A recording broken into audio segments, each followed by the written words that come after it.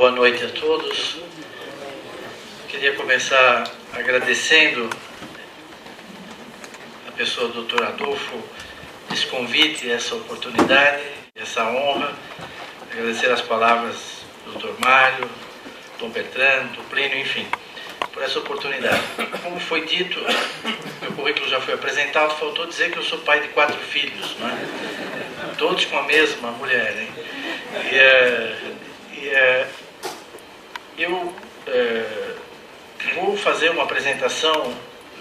É claro que para falar da agricultura brasileira, nós estamos tocando numa realidade tão dinâmica, mas tão dinâmica, que muda no tempo, muda no espaço, muda na tecnologia.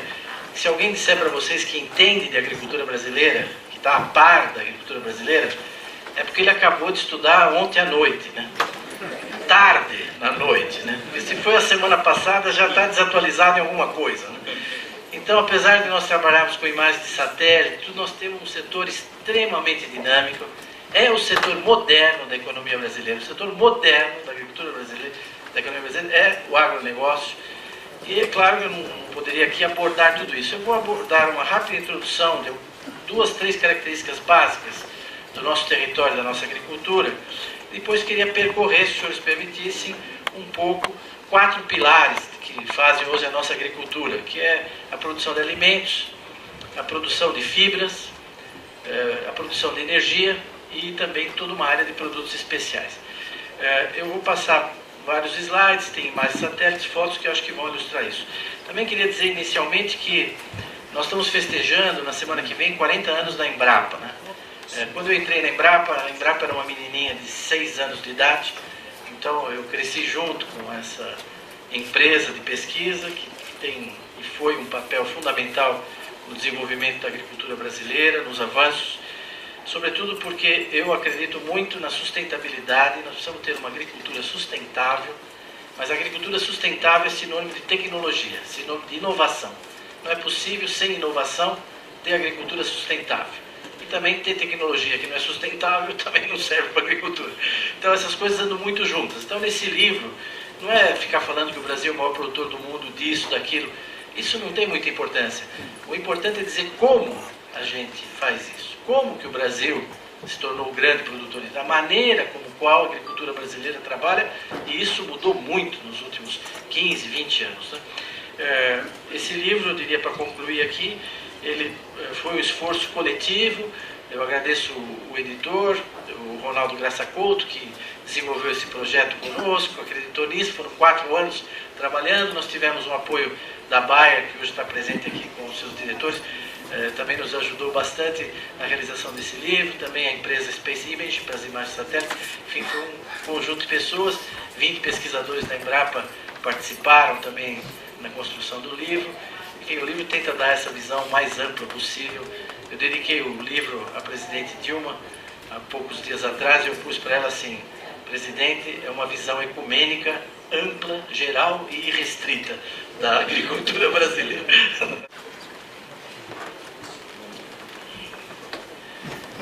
Bem, eu queria 2, 3 slides só para dar um pouco a dimensão em que se insere a agricultura brasileira. Eu fiz um estudo recentemente, e algo disso tem nesse livro. Eu fiz um inventário de todas as áreas protegidas, quer dizer, tanto como área indígena como Parque Nacional, que existem no mundo. Os dados são da UCN, da União Internacional para a Conservação da Natureza, um grupo ambientalista muito grande, muito respeitado, que fica na Suíça. Os dados são deles. Eu trabalhei somente os dados deles. E peguei os países do mundo que têm mais de 2 milhões de quilômetros quadrados. São esses países que estão aí. São os países do mundo que têm mais de 2 milhões de quilômetros. Quanto eles têm de área protegida? Bem, o Brasil tem quase 30% do seu território em área protegida, que é uma área que não pode ser usada pela agricultura. A média desses países é 10%, com o Brasil dentro, né? Se tirarmos o Brasil, essa média cai. E o que a China protege? Bom, a China protege o deserto de Gobi, o deserto da China. O que os Estados Unidos protege? Protege o Alasca, o Vale da Morte, né? O Sonora Desert, né? A Austrália. Eles protegem áreas de muito pouco potencial. Ah, lá ninguém invade parque. Bom, ninguém vai invadir o Vale da Morte, né?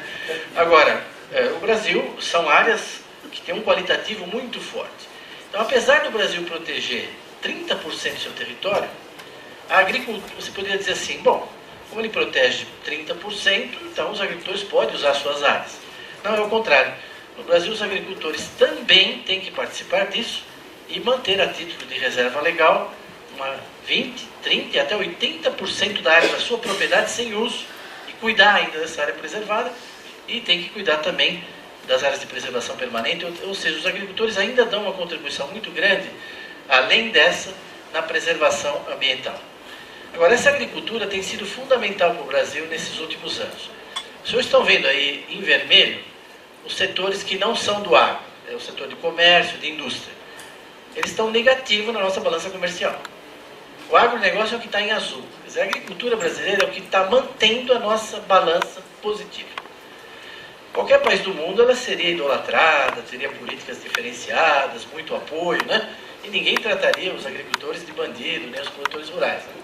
Mas, enfim, não é bem o tratamento dirigido ao campo que produz hoje no Brasil. Mas sem a agricultura, nós estaríamos com uma balança hoje negativa. Então, uma balança, um papel importante na nossa economia. E como que a agricultura faz isso? Nesse gráfico, é possível ver o seguinte, isso é a nossa produção agrícola, essa é a área plantada com cereais, plantada com grãos. De 1980 a 2012, praticamente essa área não aumentou. Nós estamos plantando praticamente a mesma área. Nós estávamos aqui com 40 milhões, nós estamos agora com 50, 53 milhões de hectares de plantio de grãos. Olha o que aconteceu com a produção. O que aconteceu com a produção é um ganho de produtividade com o uso de tecnologia. Vamos supor que nós tivéssemos que fazer essa última safra, 180 milhões de toneladas de grão, o que alimenta 3,5 vezes a população do Brasil. Se essa última safra nós tivéssemos que produzi-la com a produtividade de 1980, certo? Se a produtividade fosse a de 1980, para produzir essa safra, nós teríamos que ter desmatado mais de 100 milhões de hectares adicionais. Ou seja, então essa produtividade poupa florestas, poupa território, porque se não fosse assim, para ter essa produção hoje, teríamos que ter uma área enorme. Né? A outra coisa que eu queria mostrar é o efeito disso na segurança alimentar. O Brasil tem uma segurança alimentar enorme hoje, e o preço da cesta básica caiu pela metade. Quer dizer, hoje, em 1975, aqui é um índice, né? 100, hoje ela vale 40%, 50% desse valor. Vale a metade. Quer dizer, com o mesmo dinheiro você compra 2 cestas básicas. Alguém imaginaria então que o agricultor está lucrando o dobro? Nada, o agricultor está perdendo do mesmo jeito. Quem lucrou com isso foi quem? Nós, que vivemos nas cidades. Quer dizer, outro dia o doutor Eliseu dizia, para quem trabalha em Braba, para quem mora na cidade, não é para os agricultores. Para quem trabalha a Bayer, a BONG, todo o agro, trabalha para o cidadão urbano. Ele é o beneficiário direto, é quem tem o lucro líquido de todo esse ganho que a agricultura está tendo. É fundamentalmente o setor urbano, mas o setor urbano não se dá conta do quanto ele depende, do quanto ele se beneficia dessa agricultura. Né? Aqui é o comentário que eu fiz aqui, né? Quer dizer, o principal vetor de crescimento da agricultura brasileira hoje não é horizontal, não é incorporando, desmatando, mas é crescendo verticalmente. E essa agricultura é muito dinâmica. Eu monitoro para o BNDES várias áreas no Brasil, onde eles fazem investimentos.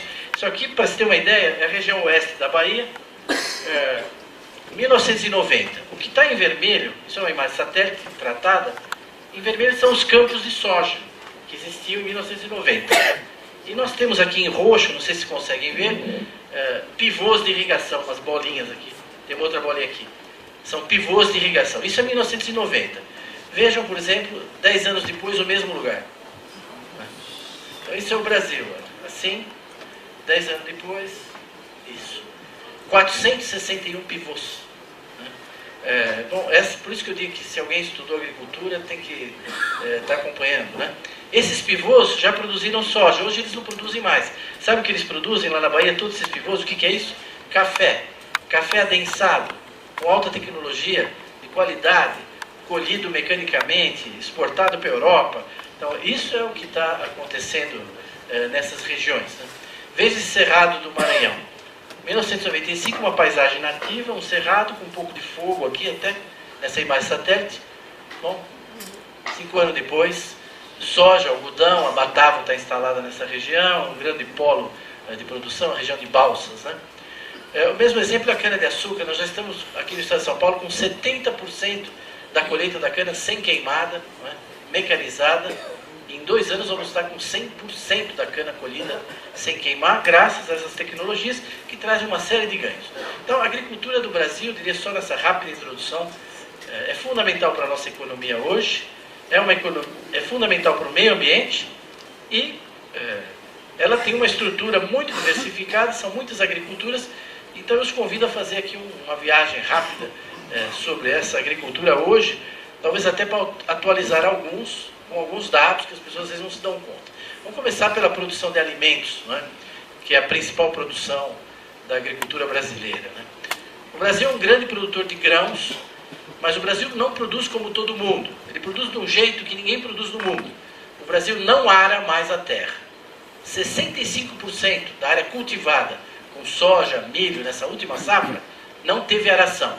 Nós praticamos uma tecnologia que foi desenvolvida, sobretudo nos últimos 15 anos, que chama plantio direto na palha. Quer dizer, aqui o milho foi colhido e já foi plantada a soja e ela cresce sem que a terra seja arada. Isso traz uma economia de combustível enorme, porque a aração consome 45%, 48% do diesel num sistema de cultivo. Quanto se gasta para produzir trigo? Desde o plantio até a colheita, com as máquinas. Bom, 45%, 48% é arando a terra. E não arando a terra, a gente reduz em 45%, quase 50% o consumo de diesel, reduz as emissões de gás carbônico, libera tempo para o agricultor, porque a aração leva muito tempo, e protege o solo, porque ao não arar o solo, reduz a erosão. A redução da erosão foi tão grande no Paraná, porque essa palha fica no solo. A cultura cresce, a outra cultura, e a palha fica lá. Enriquece o solo em gás carbônico e não tem erosão, está protegido da chuva. A redução da erosão é fundamental porque o agrotóxico que chega às vezes na água de consumo, em geral não é porque ele vai pela água, porque em geral ele não é hidrossolúvel, ele não se dissolve na água, senão qualquer chuva levaria ele embora. Mas ele vai com o solo. Quando o solo vai para a água, ele vai junto com o solo. A redução da erosão no Paraná foi tão significativa, em São Paulo, etc., que mudou a cor das cataratas de Iguaçu. Se os senhores forem hoje na catarata de Iguaçu, nós estamos no final do verão, com muita água, elas estão caindo verde, azul. E os senhores olham o cartão postal que eles estão vendendo lá, ela está vermelha no cartão postal. A água é vermelha, roxa no cartão postal. Que era o solo do Paraná que descia, e que hoje não desce mais. Então, não é tanto dizer o quanto a gente produz, que eu queria destacar aqui, é o como o Brasil está produzindo. Eu tive em Uppsala há pouco tempo, no Congresso de Solos na Suécia. Eles não acreditam que o Brasil não ara o solo. Quer dizer, eles sabem que é verdade, mas eles não acreditam, porque para a agricultura tem que arar, né? E a gente não ara, né? Bom, como? Bom, aí tem toda uma cadeia, não vou entrar no detalhe, inclusive a Bayer tem papel nisso, muita gente tem papel nisso. Outro avanço tecnológico e ecológico importantíssimo são os organismos geneticamente modificados, porque os chamados transgênicos, no caso da soja, do algodão, etc., são plantas resistentes a pragas, a doenças, etc., e isso levou a uma grande redução no uso de pesticidas. Você passava às vezes no algodão 10, 15 vezes pulverizando, e hoje você passa 2, 3 vezes. E esse cálculo foi feito pelo Roberto Rodrigues. São milhões de toneladas de carbono a menos que o Brasil está emitindo, porque você não precisa aplicar tantos inseticidas. Eu tive há pouco tempo com colegas da ADM, lá visitando várias áreas de soja no Brasil inteiro, e estava lá no Rio Grande do Sul, e eu acredito nos agricultores, que são gente do campo, que vive lá. É o lugar onde há mais tempo tem transgênico de soja. Tirei muita fotografia, eles falavam como melhorou a fauna, a avifauna, os insetos, os peixes nos riachos. Quer dizer, como essa tecnologia, que leva a uma grande redução no uso de defensivo agrícola, de agrotóxicos, tem beneficiado o campo, né? E o controle biológico de pragas, que você usa fungos para combater lagartas, etc., está muito industrializado, eu diria, no Brasil. Isso é feito com aviões, é pulverizado com aviões no caso da cana, em várias culturas. Quer dizer, usar micro-organismos e controle biológico é uma realidade, todo mundo hoje faz controle integrado de pragas. Era necessário que continuasse a assistência técnica para todos, inclusive para os grandes. Porque você não deve usar OGM de qualquer jeito, senão vai aparecer problema novo. Isso precisa ser feito com tecnologia E é triste que às vezes não se tem o entendimento que a assistência técnica tem que ser para todos, para todos. Não, o grande ele se vira com o setor privado, não é bem assim não, não é bem assim, né? Outro campo que o Brasil está extraordinariamente desenvolvendo-se é na agricultura de precisão. A máquina leva um GPS de muita precisão para o satélite. Cada 100 metros, vamos simplificar, cada 100 metros quadrados que ela colhe, ele registra quanto ela colheu. Então, quando ele acaba de colher um campo, ele tem a produção total, mas tem quanto produziu cada quadradinho. E esse programa vai para a máquina que depois distribui adubo. E ela faz variar a quantidade de adubo em cada quadradinho em função da produção que teve em cada quadradinho. Então, você otimiza muito o uso do adubo, obtém resultados na produção, economias, ganhos, não é? Isso para uma agricultura moderna, né? Bem modernizada. Essa é uma área que a Embrapa também está trabalhando com a BIMAC, avançando muito nisso. Essa mecanização crescente chegou nas pequenas propriedades do Brasil, elas nunca tiveram tão mecanizadas como estão hoje, né? E nós estamos então com essa produção. A produção de grãos no Brasil essencialmente é soja e milho, né? 130 milhões de toneladas de soja e milho na última safra, né? Só a safrinha do milho foram mais de 35 milhões de toneladas. Vocês imaginem o que é uma tonelada de grão de milho, é bastante milho. 1.000 toneladas é muito milho, 1 milhão de toneladas é muito milho. 35 milhões é muito milho. O senhor se imagina o que dá de sabugo isso? O senhor sabe o que o Brasil faz com esse sabugo? Pouca gente sabe, mas eu vou mostrar o que nós estamos fazendo com isso. O que o Brasil está fazendo com isso. Hoje todo mundo planta soja. Esse aqui é um campo de soja interessantíssimo, que todo ano é plantado ali no Mato Grosso do Sul, pelos famosos sem terra. Eles plantam soja. É um campo beirando a estrada que tem 10 metros de largura e 17 quilômetros de... 10 quilômetros, 5, 10 quilômetros de comprimento. Né? Um campo assim que é ao longo de toda a estrada. E aqui do lado é gado, né? É gado. É gado. E esse pessoal planta soja aqui. Hoje a soja, até em cemitério se planta soja, onde não tem ninguém enterrado. Né? Nós temos uma grande produção de arroz no Brasil ainda, 12 milhões de toneladas, quase totalmente irrigado, e grande parte do Rio Grande do Sul. Né? O Brasil continua produzindo feijão, sempre produz um pouquinho mais, mas é uma cultura um pouco estagnada, o consumo tem caído no consumidor urbano, mas ainda é 20% da produção mundial, né? Representa 5 bilhões que a gente produz de feijão. Né? E hoje, essa agricultura é controlada, porque o importador na Europa quer saber de onde veio o grão de soja. Ele quer que isso não tenha causado desmatamento na Amazônia. Então, por exemplo, vocês estão vendo aí no Mato Grosso, em amarelo, são os campos de soja, por satélite. Mas existe um cadastro disso. Eu vou me aproximar rapidamente, só para os senhores verem o nível de sofisticação que essa agricultura está hoje. Cada campo de soja está geocodificado, é um arquivo. Nós sabemos cada campo de soja, no caso do Mato Grosso. Então, o país controla muito sua agricultura. A produção nossa de grãos alimenta 3,5 vezes a população brasileira. Dá para alimentar 1 bilhão de pessoas. Então, quando se fala que o Brasil vai ser o celeiro do mundo, não vai ser. O Brasil é o celeiro do mundo. Nós produzimos comida todo ano para 1 bilhão de pessoas, para mais de 1 bilhão de pessoas. E produzimos com competitividade, porque não adianta produzir arroz e feijão mais caro que a Tailândia, que a Colômbia, você não vende nada, você tem que produzir competitivo, né, no mercado. Mas além disso, o Brasil produz tubérculos, né? 35 milhões de toneladas de mandioca, 15 milhões de toneladas de batata, produz inhame, produz cará, produz batata baroa, mandioquinha, tudo isso é comida. E o Brasil produz muita hortaliça, muita fruta, muitos óleos, e palmitos, e castanhas, etc. Então a produção de alimentos, vocês conhecem aquela expressão, vai plantar batatas, né? É assim no Brasil hoje, quando alguém fala vai plantar batata, ele fala vou. É desse jeito que a gente planta batata hoje no Brasil, né? Não tem problema, pode deixar quantos hectares, né? Tudo isso foi muito tecnificado, né? A produção de hortaliças, nós temos 800 mil hectares de hortaliças. E no caso das hortaliças, os transgênicos estão trazendo grandes novidades. A Embrapa lançou agora uma alface muito interessante. Ela é rica em ácido fólico para as mães que estão gerando bebês, que estão amamentando. Nós temos produtos em hortaliças muito interessantes, novos, né, que estão vindo com essa diversidade que é muito brasileira. Porque os japoneses trouxeram as suas hortaliças, os árabes trouxeram as suas hortaliças, os europeus trouxeram as suas hortaliças, os índios contribuíram. Não tem país do mundo com uma feira em São Paulo em matéria de hortaliça. Né? O que nós temos de variedade hoje no Brasil é inacreditável, né? Porque todas essas culturas trouxeram, isso foi melhorado pela pesquisa, foi adaptado. Além disso, eu disse, nós temos uma produção de frutas muito grande. O Brasil tem quase 3 milhões de hectares plantados com frutas, né? A banana é muito expressiva a produção brasileira, mas de outras frutas também, não é? Os senhores viram que foi a evolução da maçã, né? A qualidade que tem hoje a maçã brasileira, chega em todas as mesas, uma maçã excelente em Santa Catarina, né? Com alta tecnologia. Isso aqui é plantios de maçã em Santa Catarina, todo protegido para granizo, né?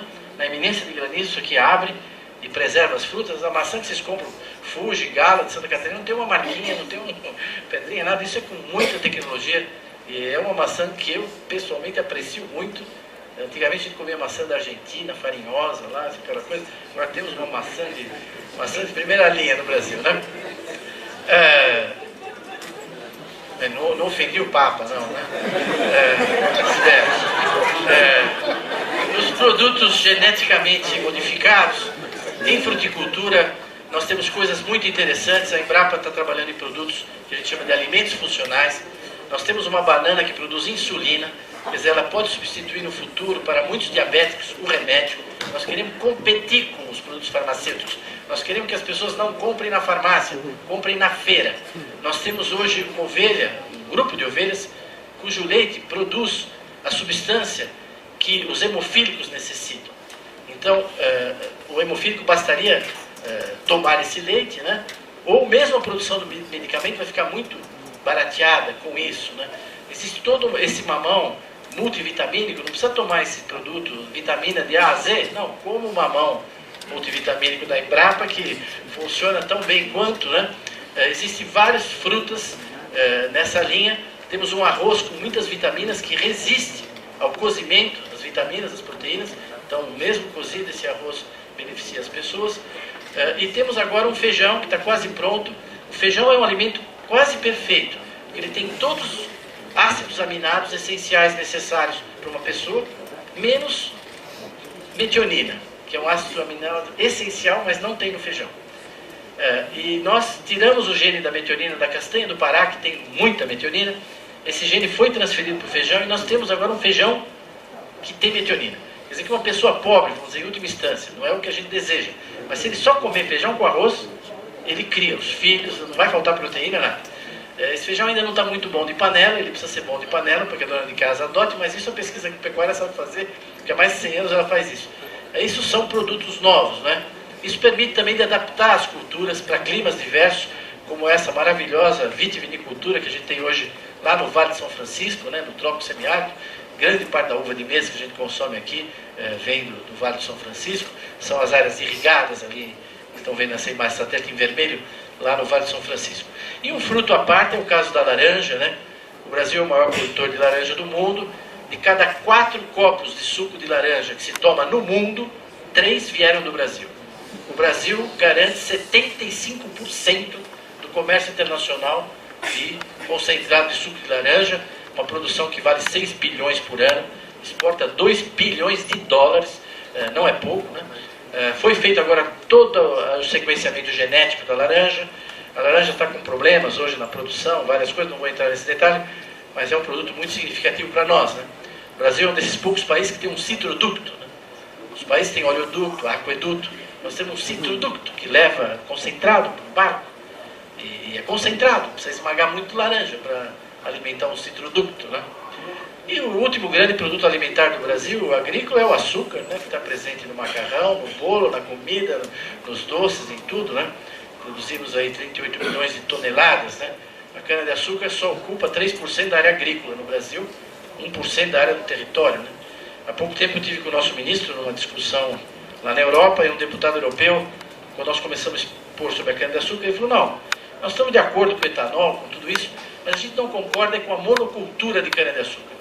Eu falei, antes do senhor continuar, só queria entender bem os termos, eu falei para ele, né? Porque o senhor é da Holanda. Ele falou, sou. Eu falei, 48% do seu país está plantado com trigo, cereal. 48%. O senhor fala de monocultura de trigo na Holanda? Ele falou, né? Eu falei, Portugal, 36% é uva. Vocês falam de monocultura de uva em Portugal? E o Brasil, 3% com cana é monocultura. Ele falou, bom, é que o Brasil é grande, ele falou para mim, o senhor quer que eu corte um pedacinho assim, que nem a União Europeia, a gente faz, aí de repente o senhor fica satisfeito, né? Mas enfim, a cana é muito significativa, né, para o país, porque ela produz energia, produz fibras, produz uma série de coisas. Mas o problema é que, além de alimento, o Brasil, para alimentar, também produz carne, e muita carne. É o primeiro exportador de carne bovina e frango no mundo. Sabe quantos bois o Brasil mata, abate por ano? 42 milhões. Por ano. 42 milhões nós abatemos em 2012. 42 milhões de bois. Quantas patas tem um boi? 4, não é? É muita patinha, né? O que será? Será que a gente joga fora isso daí ou a gente faz alguma coisa? Posso garantir que a gente faz muita coisa. 35 milhões de suínos, né? Quase uma população mundial de frangos. A gente abate por ano no Brasil. Né? E produzimos mais de 31 bilhões de litros de leite. O leite andava mal no Brasil e deu 5 anos para cá, ele deu uma retomada muito boa, graças a algumas políticas aí. E eu fiquei muito satisfeito, porque felizmente agora a gente produz mais leite do que etanol. Para mim é quase uma questão de princípio, a gente tem que produzir mais leite do que etanol. Mas estamos produzindo leite. E muitos ovos, né? A gente fala de 2,5 bilhões de dúzias de ovos por ano, né, no Brasil. E não é qualquer produção também. Porque o nosso boi não tem vaca louca, não tem nada disso. É um boi de pasto, né? Que é engordado com subprodutos da cana-de-açúcar. Nossa produção também de frango, a gente ensaca soja e milho em saco de plástico, em saco de aninhagem, mas existe um saco muito particular para estocar milho e soja, que é um saco de pena chamado galinha. Né? Esse é o principal saco, onde a gente põe soja e milho. Se não houvesse aquela soja, aquele milho, o frango não estaria no preço que ele está hoje, que é quase gratuito. Né? Você vai comprar no açougue um pedaço de frango, é um preço ridículo, né? Baixíssimo, graças a todo esse ganho de produtividade. Não é o caso do leite, grande produção cada vez maior de lácteos, de queijo, a classe C consumindo agora muitos lácteos, né? E nos últimos anos houve um desenvolvimento enorme da aquicultura no Brasil. Começou no final dos anos 90, mas em 2002 o Brasil já começou a produzir mais camarão em fazendas do que pescar no mar. Em 2002 a gente já ultrapassou a produção em fazenda do que se retirava do mar. E hoje está disparado na frente, tanto que também barateou muito, né? Você compra camarão antigamente era uma coisa caríssima, né? E hoje, mas não é só peixe, a gente produz peixes. Veja, por exemplo, o filho do Furlan, um grande empresário. Bom, o pai mexeu com presunto, com frango, com suínos. O filho, 40 anos, vai fazer a mesma coisa? Ah, talvez não. O que ele faz? Ele produz peixe lá em Sinop, né? Ele faz 10 toneladas de filé de peixe por mês. Faz costeleta de tambaqui, tem nuggets para criança, toda uma linha de produção, o que? Alimentando com soja, com ração de soja, os peixes e tal. Então a aquicultura no Brasil está num desenvolvimento enorme. A pesca é uma atividade predatória, e é mesmo, né? E o Brasil não tem por que depender tanto dela. Então o país hoje está produzindo cada vez mais peixe, tem híbridos dos peixes, a gente produz tambaqui, peixe que estava ameaçado de extinção pela pesca na Amazônia, hoje são reproduzidos em cativeiro, graças a essa tecnologia nova, né? Para vocês terem uma ideia, em 2011, a média de consumo de carne no brasileiro foi de 120 quilos por habitante no ano. Foi 45 quilos de carne bovina por habitante ano, 50 quilos de frango, e isso deixou, eu estive fazendo uma palestra na Argentina, lá com convite de 2 ministérios. Eles ficaram aliviados quando eles viram que a gente ainda está comendo mais frango que carne bovina, né? Eu fiz questão de dizer que não era uma carne tão boa quanto a deles, né? E os suínos, mas além disso nós comemos também, não está nessa conta, ovinos, caprinos, coelhos, aves, peixes, crustáceos, tudo isso entra. Quer dizer, nunca o brasileiro se alimentou tanto, né? E fora disso tem as proteínas de origem animal, como leite, laticínios e ovos, né? Essa agricultura tem um grande problema, é que ela tem uma espécie de um pé de barro, pelo menos, que a logística não é o objetivo da palestra, mas só queria mencionar, basta ver o caos que foi agora o embarque dessa safra, que ainda não acabou o problema, e que vai ser na próxima, né? Quer dizer, isso não acompanha. Nós temos um modal, uma matriz de transporte baseada em rodovia, e agora estamos começando a ter investimentos mais significativos em hidrovia. Eu fiz aqui só essa comparação para vocês terem uma ideia. Um comboio, como tem aqui na hidrovia Tietê-Paraná, São 4 chácaras com empurrador. Ela leva 6.000 toneladas de grãos e 150 metros. Essa mesma quantidade em ferrovia dá quase 3 comboios, com 86 vagões de 70 toneladas. Se a gente alinhasse, daria 1,7 km, quase 2 km de trem. E de caminhões dá 3,5 km. Então, entre 150 metros e 3,5 km, sendo que a hidrovia chega no porto, porque é da água para água, não é? E a rodovia não. Né? Isso supondo bitrem garaneleiro, tudo isso. Então não há dúvida do quanto a gente tem que evoluir em matéria de hidrovia, não é?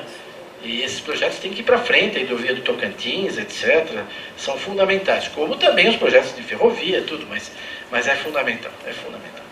Agora, o Brasil, além de produzir essa agricultura, alimentos, a gente poderia terminar a palestra aqui, eu acho que já teria razão de sobra para ter orgulho dessa agricultura e ajudar a defendê-la diante dos seus desafios e problemas. Nós somos grandes produtores de fibras também, não é? Quando a gente chega em casa, a roupa que nós estamos usando, quem produziu foi a agricultura, que produziu a lã, que produziu o algodão. Mas o capacho, quando a gente entra, é de fibra, o tapete é de fibra, não é?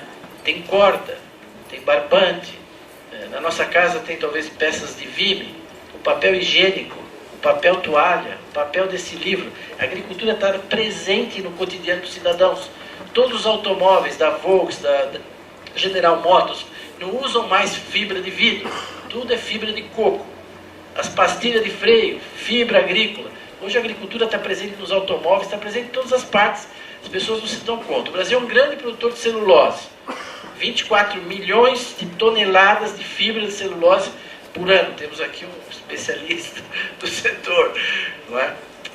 São 61, quase 62 milhões de metros cúbicos de eucalipto e pinos destinados à celulose. Não é? Uma parte como fibra mesmo, outra parte como papelão. É uma produção que em 2010 foi de 35 bilhões de reais e as exportações de quase 6 bilhões de dólares, quer dizer, são coisas muito significativas para o Brasil. Mas além de celulose, ela sim usa bastante o modal hidroviário, sobretudo aqui em São Paulo, né? Imagine isso na estrada, quantos caminhões ia precisar para isso. Né? Mas também é uma área de muito avanço tecnológico, o Brasil é ponta em matéria de produção de eucalipto, e os novos eucaliptos geneticamente modificados são interessantíssimos, porque são eucaliptos mais para a produção de celulose ou mais para a produção de madeira. O eucalipto transgênico, em vez de 7 anos, ele produz em 5 anos e meio e garante 20% a mais de celulose. Isso vai ser uma revolução, ele já existe, ele já está sendo explorado. Isso vai expandir, nós vamos ter muita mutação nisso. É interessante que na Europa eles não se queixam do transgênico na celulose. Você não se preocupa com o papel aí, que é transgênico? Não. O açúcar da cana também? Não. Mas soja não pode, tá bom. Então soja não pode, mas pode os outros. Não, é que, bom, enfim. Essa é uma área que está evoluindo muito. Outra área importantíssima é o algodão. Para vocês terem uma ideia, há 10 anos atrás, ou para ser honesto, há 11 anos atrás, o Brasil era o principal importador de algodão do mundo para atender a nossa indústria têxtil. Nós éramos o principal importador de algodão. Hoje nós somos o terceiro exportador mundial. Porque o algodão, variedades totalmente novas, variedades transgênicas, parece gente desse tamanho, cultivadas lá no Mato Grosso, uma área totalmente nova para o algodão, no oeste da Bahia, não é? Reduziu a área de 4 milhões para 1,5 milhão de hectares, mas produzindo de monte. É o lugar onde a gente é o top do mundo. A nossa produtividade é 65% maior que a dos Estados Unidos. 65%. Não tem setor em que a gente esteja tão na frente da média mundial em produtividade. Né? Mas esses mesmos organismos geneticamente modificados fizeram uma revolução com a produção de algodão na Índia. Não é o caso aqui da palestra. Mas a Índia é um grande produtor de algodão e eles plantam em média 0,3 hectares. 0,3 hectares. Nada, assim, um campinho. Tudo arinhas pequenas. Então eles introduziram essas variedades, mas sem introduzir tecnologia nenhuma com isso. Mesmo assim, a Índia quase triplicou a sua produção de algodão, até nos causa problema para vender lá com a China. Agora estão cogitando até uma ferrovia, se eles fizerem, para nós não vai ser bom negócio. Vai comprar muito algodão da Índia. Né? Mas além disso, como eu dizia, o Brasil produz muita fibra de coco, tem inúmeras aplicações. Fibra de bambu que vocês encontram agora no vestiário, né? A parte de roupas íntimas, camisetas, tudo isso é feito agora com fibra de bambu, uma fibra bactericida, fica 1 grau abaixo da temperatura, muito interessante. Fibras de madeira, e o Brasil produz fibra de sisal, de juta, de malva, de vime, de buriti, produz lã, produz seda. Enfim, eu costumo dizer, tudo isso é a fibra da agricultura brasileira. Até o capim dourado, né, que é tão bonito, faz parte dessa produção. Né? Agora, existe um terceiro bloco ainda na nossa agricultura, que é a produção de produtos especiais, que não são bem alimentos nem fibras, como a borracha, o tabaco, as flores. Quer dizer, o Brasil é um grande produtor de produtos de alto valor agregado, diferenciados. Eu não vou percorrer todos aqui, mas vou citar 1 ou 2 exemplos. O caso das flores, por exemplo. Né? As flores é a obra-prima dos pequenos agricultores brasileiros. Em média, as áreas de flores no Brasil é 1,5 hectare. Né? Faturam milhões. Né? Alta tecnologia. E por ter tido uma abertura de mercado para importação de cultivares e material genético nos últimos anos, isso permitiu uma expansão do setor muito grande. Temos um grande polo produtor de flores no Ceará, um polo importantíssimo, exporta para os Estados Unidos, para a Flórida, está perto da Flórida. O outro polo é aqui em Olambra, né, em São Paulo, o outro na região serrana do Rio de Janeiro e o outro em Santa Catarina, para falar assim dos polos mais importantes. Mas mesmo na região litorânea de Alagoas, de Pernambuco, existe também Antúrios, enfim, é uma produção interessantíssima essa e muito bonita, né, da agricultura brasileira. Tem toda uma série de produtos especiais de madeira para violinos, para instrumento musical, de alto valor agregado e produtores dedicados a isso no Brasil. Temos o caso da produção de vinho, né? Nós temos 1.100 vinícolas no Brasil. É interessante essa tradição europeia, não é? E nos últimos 20 anos eles se esforçaram muito em melhorar a qualidade, investiram em varietais, em tecnologia, e nós temos os vinhos melhorzinhos, né? Tem melhorado, né? O vinho brasileiro está melhorando e tem que continuar melhorando, né? Ainda dá para a gente importar da Argentina e do Chile, graças a Deus, mas vai melhorar, cada vez mais, tenho certeza. São pequenos produtores, em média eles têm 2 hectares, e tem vinhos bem interessantes hoje no Brasil, é uma área que a gente continua evoluindo muito. E não só na qualidade, temos agora zonas de origem geográfica, como existe na Europa, não é? E todo um turismo rural se desenvolvendo nessas regiões. A região ali do Vale dos Vinhedos, no Rio Grande do Sul, recebia 10, 15 mil turistas por ano. Hoje recebe 300 mil. Né? Tem vários spa de vinho. Para não falar de hotéis rurais, só de spa de vinho, baseado em vinho, os tratamentos, tudo isso. Lá. Então, muita tecnologia, essa é uma área que tem evoluído muito. Mesma coisa com a cachaça, né? Temos 5 mil rótulos, 40 mil pequenos produtores. O Brasil aumentou muito a exportação para a Europa, qualificou esses produtos, é um trabalho da Exalc, lá em Minas Gerais eles têm associações. Então, há áreas assim de produtos diferenciados. O Brasil é o maior produtor do mundo de tabaco, na realidade é a China, mas o Brasil é o maior produtor, o maior exportador, né, para a China, essencialmente, lá no sul. É um trabalho difícil, mas dá bastante dinheiro para os pequenos produtores. É difícil substituir isso por outra coisa. Não tem nenhuma assistência técnica do governo, tudo são as empresas que fazem tudo isso.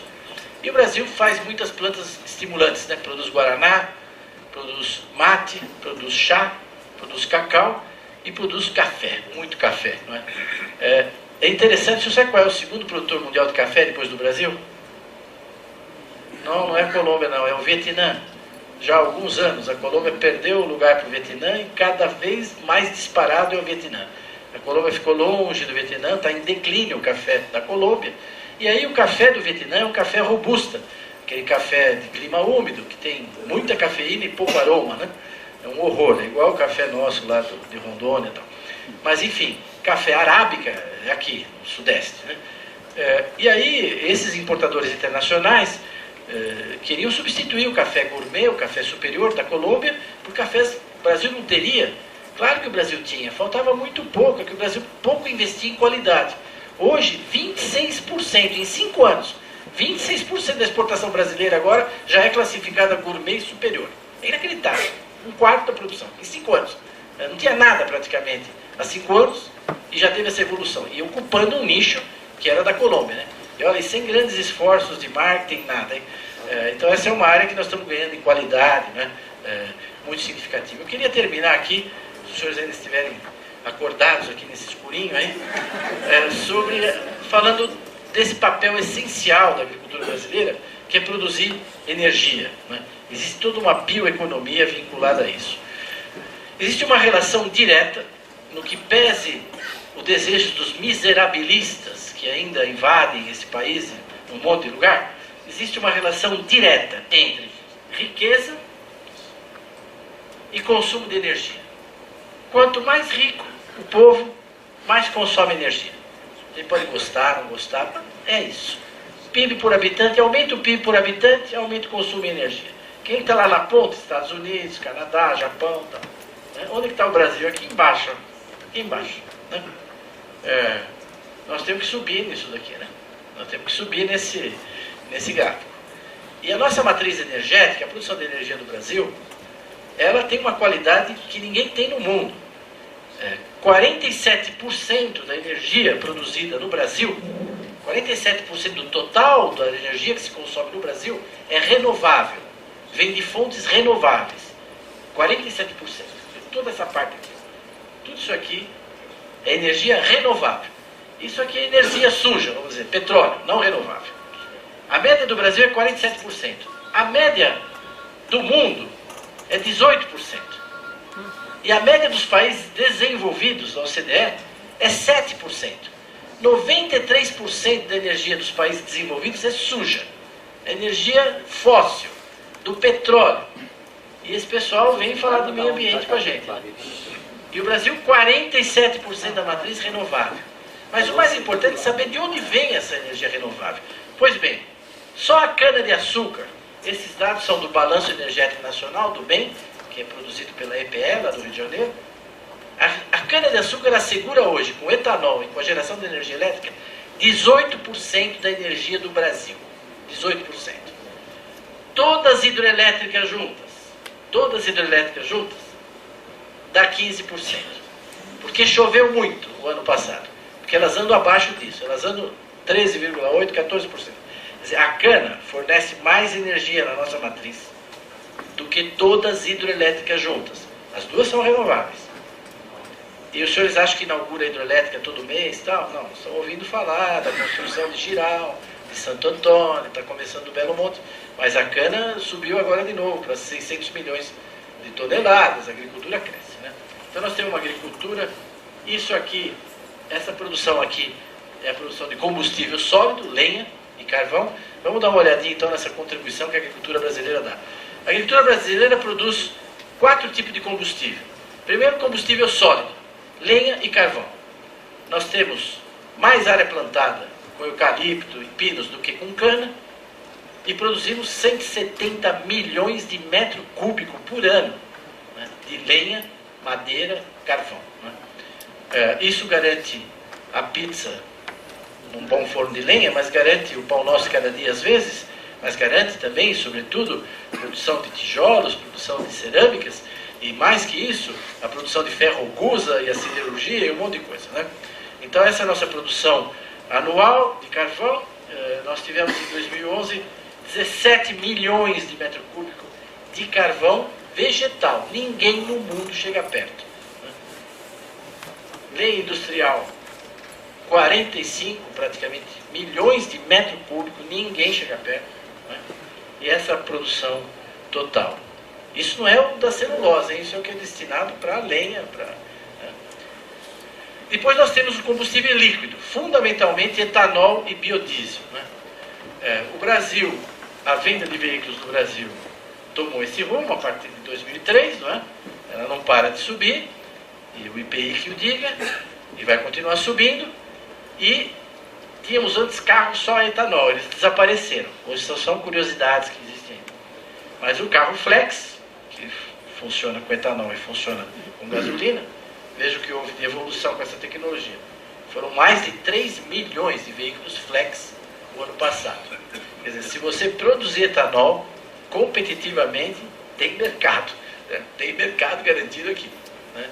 E esses de gasolina, vocês sabem que 25% é etanol, né? Nessa gasolina.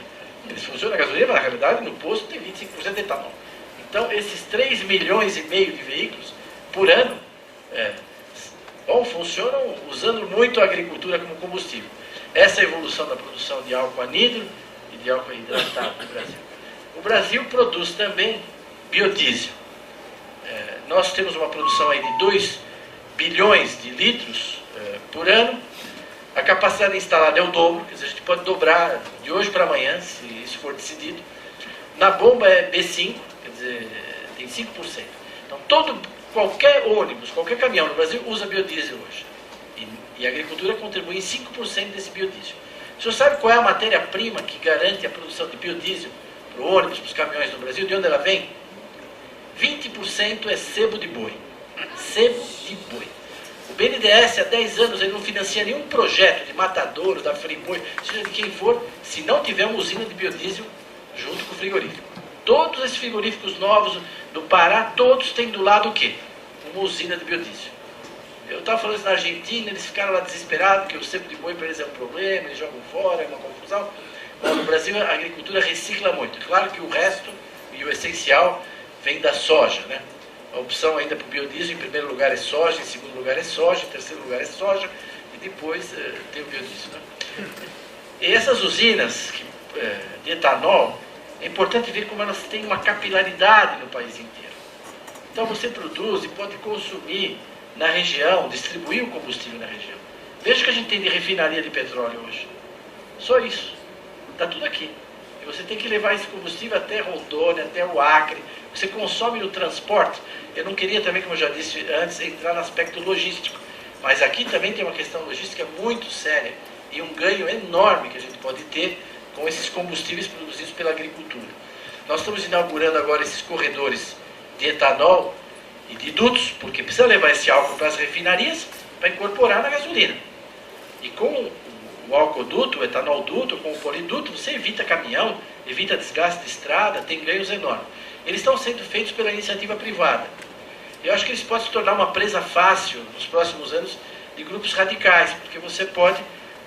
O gasoduto da Petrobras não, é estatal, traz o gás do Evo Morales, o pessoal não...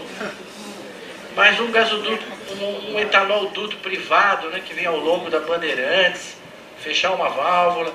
Mas, enfim, nós temos um cenário novo com todos esses dutos, né? A maioria deles privados, alguns de parceria pública-privada. Além de produzir combustível líquido, a gente produz combustível gasoso, biogás. O potencial do Brasil é de pelo menos 4 milhões de metros cúbicos dia. Quer dizer, o esterco dos porcos, etc., dos animais, é levado para fermentar e aí ele produz metano. E isso aqui na Alhambra, todo mundo faz. Você com esse gás, você gera energia elétrica e você também pode aquecer granjas de pintinhos, etc., né? Então nós usamos muito para gerar energia elétrica, mas usamos também no aquecimento. Então a agricultura gera também gás, né? Como combustível mesmo, né? E por último, a agricultura gera energia propriamente dita, porque nós temos grandes projetos de cogeração. 30% das usinas de cana de São Paulo geram energia elétrica, fazem cogeração de energia elétrica. Então, o bagaço de cana garante hoje 6% de energia elétrica. Aqui no estado de São Paulo é 9%. No período da seca, agora de julho, chega a ultrapassar 11%, 12% da energia elétrica está vindo da cana-de-açúcar. E no leilão vale mais do que o quilowatt da hidroelétrica. Por quê? Porque justamente em julho, agosto, os níveis dos rios estão baixos. Então esse quilowatt, porque a gente colhe a cana no período seco, que é quando o rio está baixo. Então é uma energia que entra numa hora que você está precisando de energia.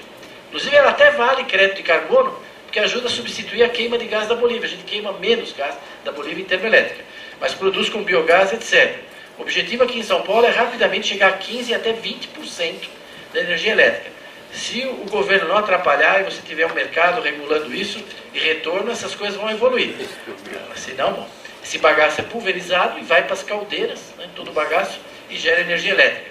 Se os senhores visitarem a região do Sertãozinho, vocês vão ver caldeiras da altura de prédio de 15, 20 andares. As caldeiras. É coisa assim impressionante, porque hoje a tecnologia industrial associada a isso. E aqui vem o nosso famoso sabugo do milho, né? O que a gente faz com o sabugo? Gera energia elétrica de monte, cada vez mais, não é? Porque ele também vai para as caldeiras. No solo até era problema, porque é difícil degradar, etc. Mas isso vale em outros lugares, mesmo em sistemas extrativistas, como o caso do babaçu. Hoje tem sistemas que coletam toda a casca do babaçu, convertem num carvão de alto poder calorífico, que é usado pelas usinas de ferro-gusa, etc. Em resumo, a agricultura brasileira hoje produz mais de 30% da matriz energética do Brasil. São 68 milhões de toneladas equivalentes de petróleo que a nossa agricultura produz. Para produzir isso, ela tem que usar diesel, ela tem que comer energia na matriz. Quanto que ela consome? 4,5. Ela come 4,5 e devolve 30. Vamos supor que a Inglaterra, vai para ser mais, ou a Alemanha, decide que agora ela vai fazer 10% da matriz energética da Alemanha vai vir da agricultura. A Alemanha decidiu isso, por exemplo. Vai conseguir? Vai. A Alemanha é capaz de produzir 10% da sua energia com a agricultura? Consegue. Mas vai consumir 20 para produzir 10. Vai consumir 25 para produzir 10. Consegue. Não tem como. Porque as culturas lá são de ciclo curto. Faz fotossíntese, acumula energia 90 dias, 100 dias. Aqui é tudo ciclo longo. 11 meses de fotossíntese na cana, 11, 12 meses na palmeira, no dendê, em tudo. Então, energia é ciclo longo, e é o que a gente consegue no Brasil, e o Brasil é líder nisso, em termos internacionais. Né? Isso faz com que o Brasil emita muito pouco CO2. Esse é o último resultado que a gente tem internacional, que é do EIA, que é o International Energy Statistics, que é um instituto internacional, funciona nos Estados Unidos, tem os dados de todos os países, das emissões de CO2 planetárias, em 2010. O maior emissor é a China agora, de 3 anos para cá. O segundo é os Estados Unidos e o terceiro é a Índia. Esses 3 juntos é metade das emissões do planeta. Metade, 3 países. Se juntar a Rússia é 55%. Né? Se colocar aí do Japão e a Alemanha dá 60%. Quer dizer que se esses 6 países cuidassem de reduzir as emissões em 10%, para o planeta seria fantástico. Né? Agora o Brasil, coitadinho, é o 13º. Responde por 1,4% das emissões. Se a gente reduzir 10%, bom, sempre ajuda, né? Se a gente reduzir 100%, não é nada comparado com esses 6. Esses 6 é que tem que fazer um esforço. Mas isso é a emissão bruta do ano. É razoável a gente dividir pelos habitantes, não é? Saber quanto emite cada habitante, dividir pela população. Quando a gente faz isso, a China vai para 43. A Índia vai para 99. O hindu chinês emite muito pouco por pessoa. Os Estados Unidos continua na 6ª. Né? Aí vem em primeiro lugar os países produtores de petróleo, é normal, porque eles queimam mesmo, eles têm muito petróleo. E depois vem países como Estados Unidos, Canadá e a Holanda, que é um grande país poluidor. Um grande país poluidor. É um país, é uma verdadeira chaminé. Quando a gente divide por quilômetros quadrados, também é razoável, não é? Quanto que o Brasil emite, pega esse total, divide por quilômetro quadrado. Eu disse uma vez isso ao presidente Lula, ele ia levar esses dados para uma reunião do G8 lá em Hokkaido. Eu preparei umas tabelas para ele, e aí o presidente Lula falou para mim, não, mas dividir pela área não, porque o Brasil é grande, e nós vamos dividir pela área do Brasil, vai dar pouco por quilômetro, e o pessoal vai dizer, não, mas o Brasil é grande, então... Eu falei, tudo bem, presidente. Eu falei, mas o Canadá é grande, né? Ele falou, é grande. Eu falei, os Estados Unidos é grande. Eu falei, é grande. A Índia é enorme, enorme. A China é gigante. A Rússia... Aí falou para mim, divide com a tabela aí. Aí eu dividi. E qual é o país que mais emite? É a Holanda, né? A Holanda é uma chaminé.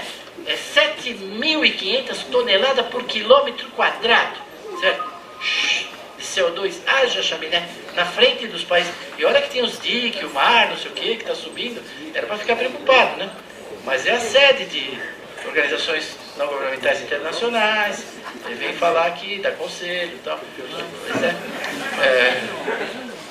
Pois depois a Coreia do Norte, bom.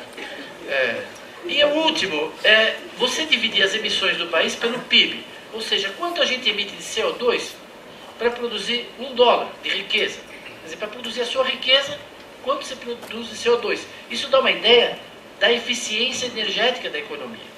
Então, o pior país do mundo é o Turquemenistão, porque tem muito petróleo. Mas o pior país em economia é Cuba. Sem comentários. Uzbequistão, aí vem país produtor de petróleo. Não é? China. Suriname, que foi colonizado pela Holanda, né? E aqui vocês têm vários países, não é? O Brasil é 99 em eficiência. É impressionante a eficiência do Brasil.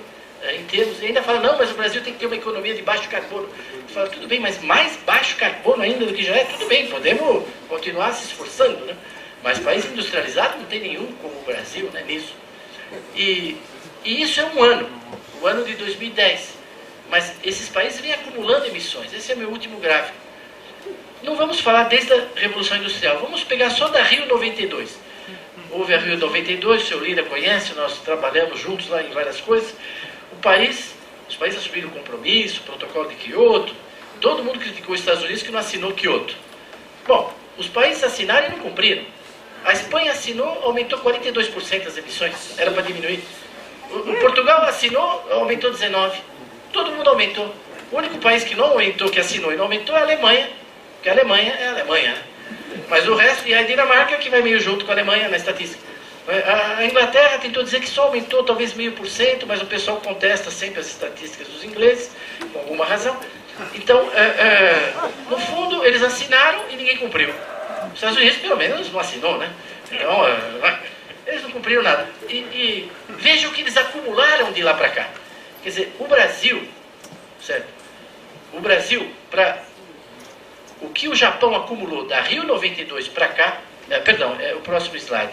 Esse aqui é um ano. Vamos olhar o acúmulo. Da Rio 92 para cá, o que acumulou de emissões, porque todo ano acontece essas emissões, certo?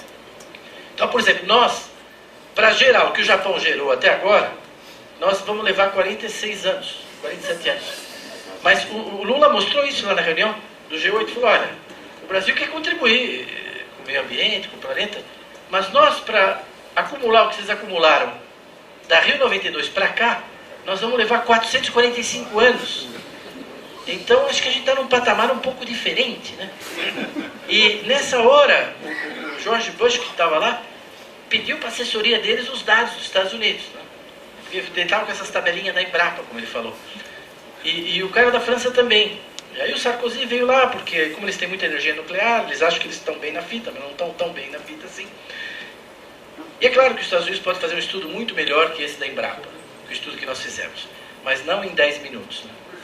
Então, daí 10 minutos, veio a assessoria do Bush e disse, não dá. Então, eles foram todos lá em volta do Lula, que mostrou as tabelas, onde é que está os Estados Unidos, onde é que está isso, onde é que está aquilo, né? Mas são coisas que a gente, às vezes, nem sempre explora bem na nossa diplomacia. Eu vou concluir dizendo o seguinte, eu falei para os senhores, fiz um sobrevoo, com dados e um pouco a realidade tecnológica, de inovação, que faz dessa agricultura uma agricultura competitiva e sustentável, tanto na produção de alimentos, de fibras, de produtos diferenciados e de energia. Isso pode parecer bastante, mas isso é só um pedacinho, porque na realidade a economia da agricultura é isso que está aqui, olha.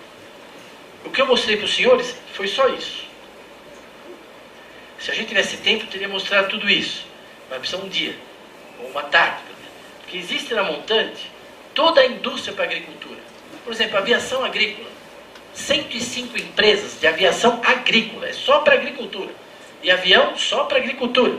Como é o trator, como são as máquinas, como são os equipamentos de irrigação, de refrigeração, os elevadores, os secadores. Então toda a indústria do agro aqui, todos os produtos químicos, produtos industriais, produtos sanitários. Então nós temos uma indústria gigantesca aqui. A indústria para a agricultura, é uma indústria que trabalha para a agricultura, certo? E nós temos na Jusante uma indústria de base agrícola. Toda a indústria de couro, toda a indústria têxtil, toda a indústria alimentar, né? Ela vive da matéria-prima da agricultura. Como diz o diretor da Fiesp aqui, me diz sempre isso, ele, doutor Evaristo, né?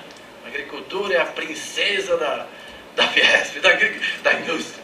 Sem essa princesa, não tem matéria-prima, eles não têm para quem vender, nós não temos matéria-prima para comprar. Quer dizer, eles garantem isso. E além dessa indústria de base agrícola, existe também uma outra indústria, que não é totalmente, mas que é consumidora. Como eu citava ainda há pouco, a indústria de automóveis, que usa uma série de produtos agrícolas, desde o pneu de borracha, passando pelas fibras, uma série de produtos agrícolas. Então, essa economia aqui, hoje, ela chega perto dos 2 trilhões, né? Perto dos 2 trilhões, né, no nosso PIB. Nós estamos até propondo fazer, eu queria fazer um livro agora, que não é agricultura brasileira, é a indústria da agricultura brasileira. A indústria da agricultura brasileira. Estamos quase lá, não é? meu editor aí, quase lá, né? Quando a gente consegue fazer um livro mostrando, não vai ter nada de agricultura nesse livro, nada, só de indústria, mas a indústria da agricultura, ou ela fornece, ou ela vive, é a base da atividade dela, ou ela também se beneficia. Nós estamos trabalhando com a CNI, estamos conversando aí com muita gente, então a gente faz um livro mais ou menos no mesmo patamar desse livro. Agradeço a atenção, muito obrigado.